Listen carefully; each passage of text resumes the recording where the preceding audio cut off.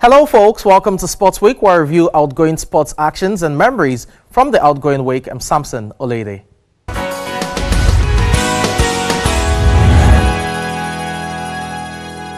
We'll begin our review of the world of sports from the world of football, and it's all about the home front, where Eric Chelle's appointment continues to trigger divergent reactions and views. His appointment is regarded as good by some and described as a poor decision by others. Here's a cross-section of football coaches speaking about his appointment.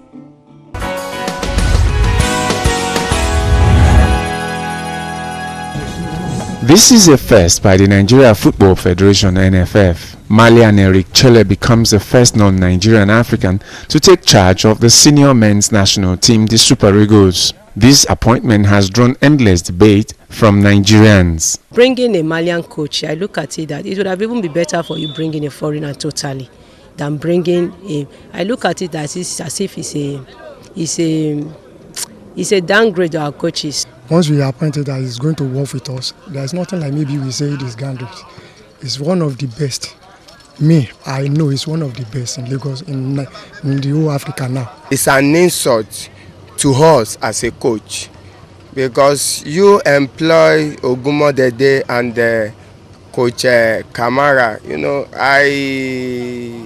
I play against these people and I notice that they have intelligence in coaching. From previously handling the Eagles of Mali, Chelle has now landed the role of one of the hottest coaching jobs on the continent, the three-time African champions, the Super Eagles.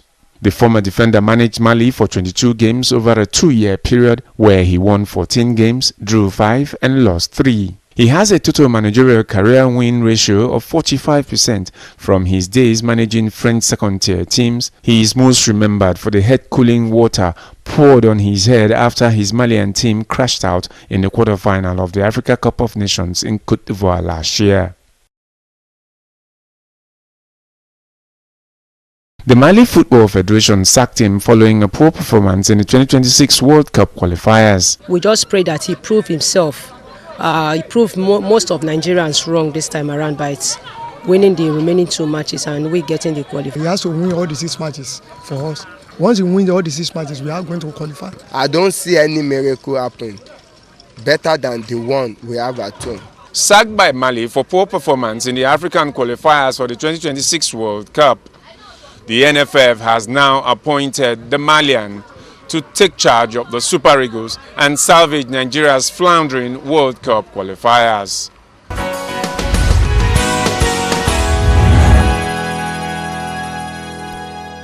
Still staying with the Super Eagles in what was his first public assignment after his unveiling, new Super Eagles head coach Eric Celle, along with the technical director of the Nigerian Football Federation, Austin Egwavon, visited the home-based Super Eagles in Ikenne, Remo, Ogun State. NFF President Ibrahim Gusso had clarified that Chelle will only be with the Super Eagles B team in a supervisory role, while the trio of Daniel Ogumodede, Fidelis Ilechukwu, and Olatunji Barua, who had qualified the team for the African Nations Championship, will remain essentially in charge of the team's preparations as well as participation at the tournament. On Chelle's arrival, the players were introduced to the new gaffer by coach Daniel Ogumodede as well as Fidelis Ilechukwu. Chelle was with the team before the camp was called off on Wednesday due to CAF's decision to postpone the CHAN tournament until August. The home-based players played a friendly game against Nigerian Premier League side Sunshine Stars and won the match by 3-2.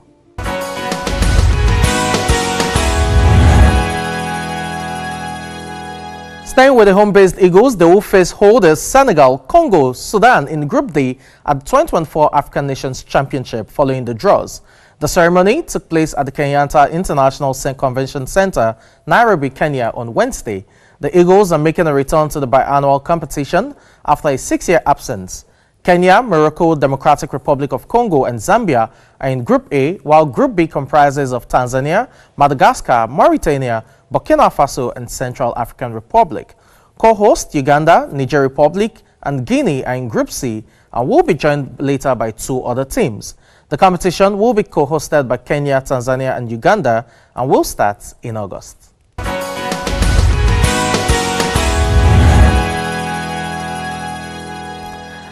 Still staying with the CHAN Eagles, players of the home-based Super Eagles have returned to their clubs after the close of camp. Now, senior correspondent Solomon Ajiziogo visited the camp in Ikenne on Thursday, where he met only with coach Daniel Ogumodede. We have more details in this report.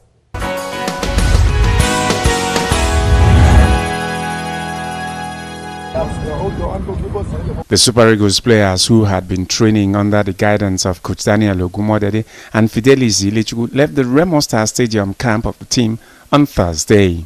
During the festive period, we were unable to see our family because we are preparing, and now it's postponed. So we just need to go reset and maybe start again. Everybody has been waiting for this, and everybody has been all countries have been preparing for it and all that, and postponing it, and at the dying minutes, I think it's not too good.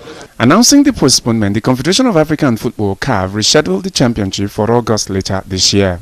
Qualifying for the CHAN after a very long time, we feel so motivated, both the players, the coaches, the backroom staffs, and even the federation. We feel so motivated, and we're going with same energy, same positive energy. New head coach of the Super Eagles, Chelle, had visited the players after the Nigeria Football Federation unveiled him on Monday. He was here for 2 days. He was here 2 days ago, yesterday. A communicable person, very lively, open. We had a series of discussion about these kids, which is exactly what we were trying to see. He was able to relate with these players, make them see confidence and hope in their career that, okay, it's possible for me to arrive in the Super Eagle. And for me, which is a good concept.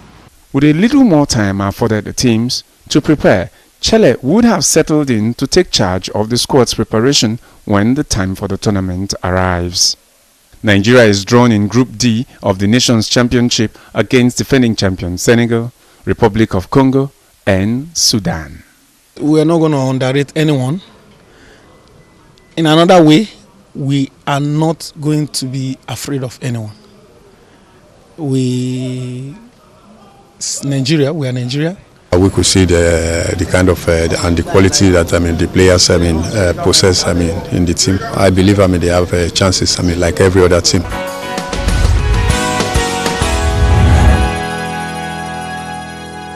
Still staying on the home front, all is set for the 2025 edition of the Lagos FA Cup following the official draws held at the Association Secretariat in Surulere. We have more details in this report.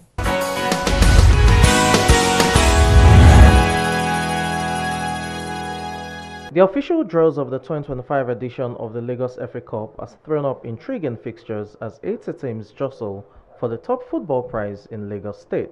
Improved officiating, good playing surfaces to be played, and proximity to all the match venues, and expect high discipline teams in these events.